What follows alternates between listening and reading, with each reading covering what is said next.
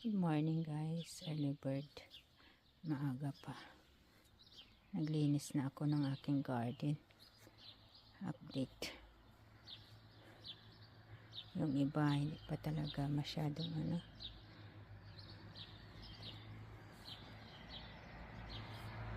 kamatis. Yan yung mga sili ko, hindi pa masyadong tumubo.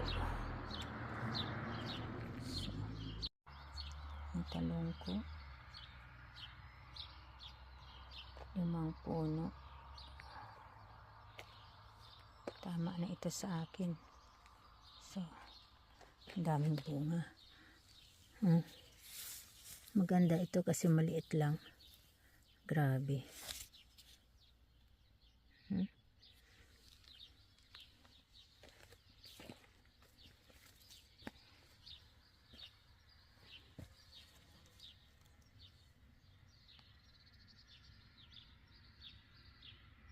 Ito naman yung aking sitaw.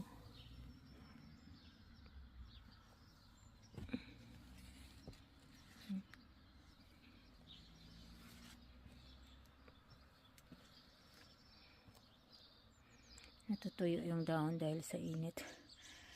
Ito yung aking sibuyas dahon. Magkatabi lang sila. Yan. Yan, ang taba din. Tapos meron pa yung nakikita niyong damo-damo, yan ay hindi ko yan binubunot dahil herbs yan. Masarap yan. So, ito yung sitaw. Gumagapang na siya. Gumagapang pala ito, hindi yung tumatayo lang siya. Yan. At ito, may tayo dito. Dami na palang bunga. Hindi natin nakita. Cucumber. Yan o.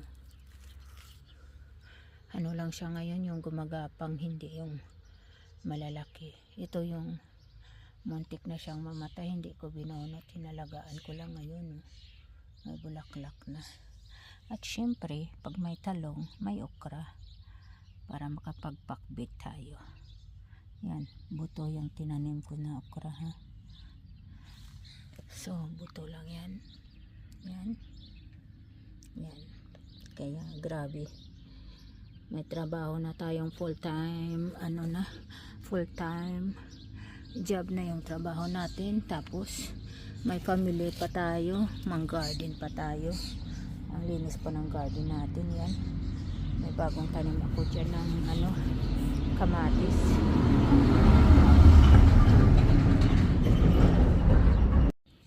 At ito yung pangalawang puno ng natin, talong.